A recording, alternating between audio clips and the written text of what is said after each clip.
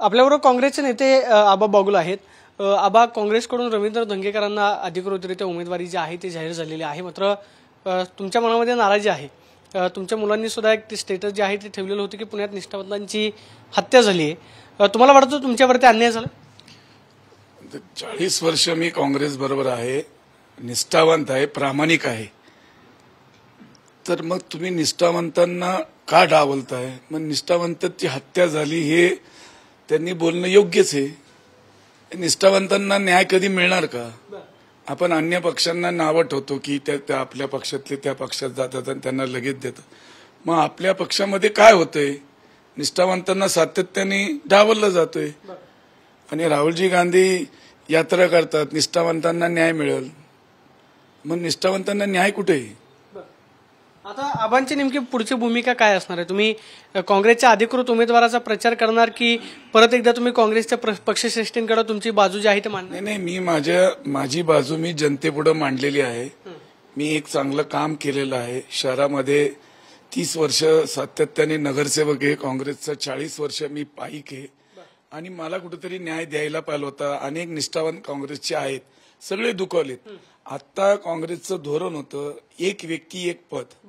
मग ते कुठे गेलं आता? म्हणजे आता जे विद्यमान आमदार आहेत अजून त्यांची आमदारकी संपायची, आत्ताच आमदार झालेत आणि ते पक्षात पण येऊन आत्ताच आलेत.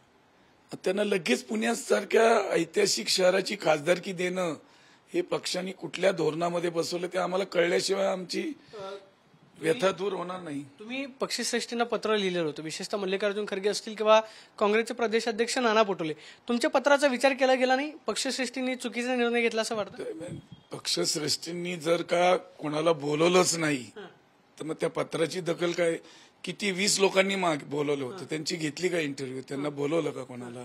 पुण्यात अनेक निष्ठावंत आदरणीय बाळासाहेब शिवरकरांनी मागितलं होतं, बागवे साहेबांनी मागितले, अनेक लोकांनी मागितलं होतं. मग त्यात मी पण एक मागितलं होतं.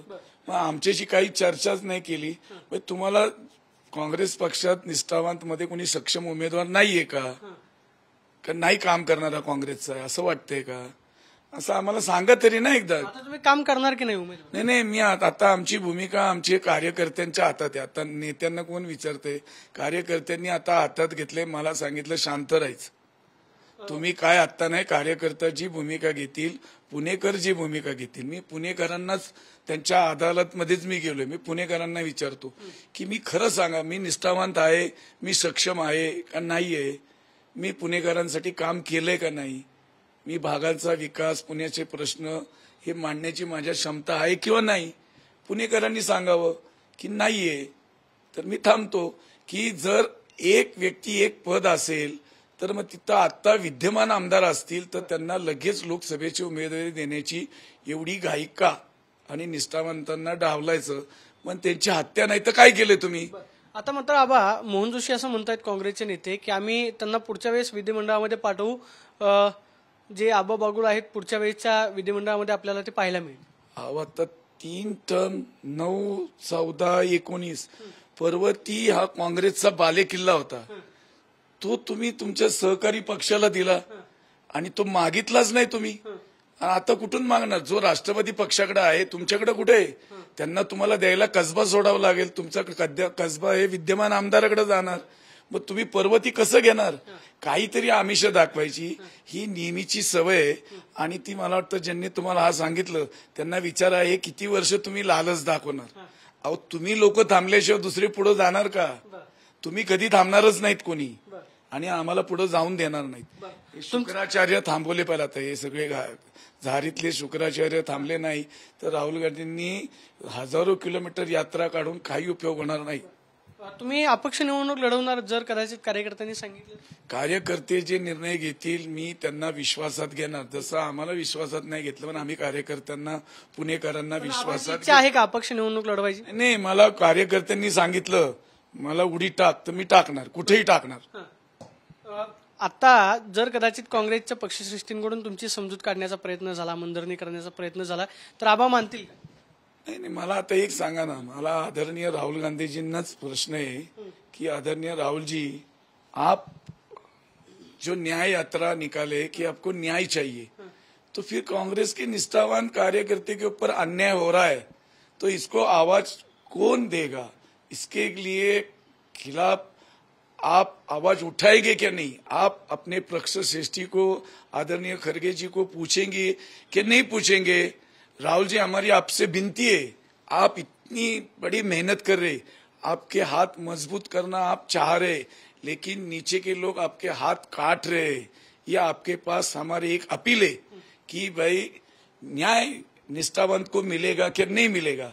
अगर मिलेगा तो हम जरूर, राहुल जी आपके साथी है, कल भी थे, आज भी है। हम गांधी परिवार पे प्रेम करते हैं, आज भी करेंगे और कल भी, लेकिन निष्ठावंत को न्याय दीजिए, इतना ही हमारा कहना है। काँग्रेसचे जे प्रदेश अध्यक्ष आहेत नाना पटोले, त्यांनी तुमची दखल घेतली नाही असं तुम्हाला म्हणायचं? आता तर आम्हाला विचारलंच नाही, अहो रात्रीतून डिक्लेअर केलाय उमेदवार, कोणालाच विचारलं नाही। तुम्ही शहर अध्यक्षांना पण विचारा जाऊन, कोणाला विचारलंय का?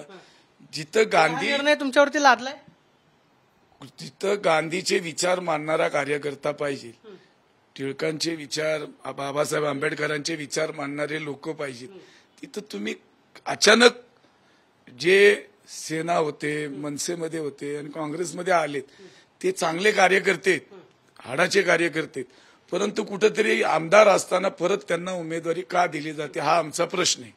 आपण पाहतोय की पुण्यातली लोकसभेची उमेदवारी देताना निष्ठावंतांवरती अन्याय झालेला आहे। या प्रश्नाचं उत्तर खरं तर राहुल गांधींनी द्यायला पाहिजे। राहुल गांधी न्याययात्रा काढतायत, मात्र अनेक वर्षांपासून मी शहरामध्ये काम करतोय, मात्र माझ्यावरती अन्याय झालेला आहे। कार्यकर्ते माझी भूमिका ठरवतील, कार्यकर्त्यांनी जर निवडणूक लढवायला सांगितले तर मी लढवेन, अशी प्रतिक्रिया आबा बागुलांनी दिल्याचं पाहायला मिळतं। कॅमेरा पर्सन सुशांत राऊत, मी प्रदीप कापसे, TV9 मराठी, पुणे।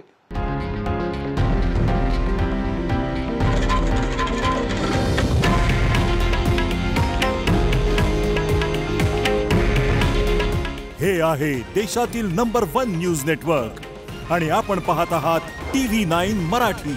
काळजी तुमची, हित महाराष्ट्राचं।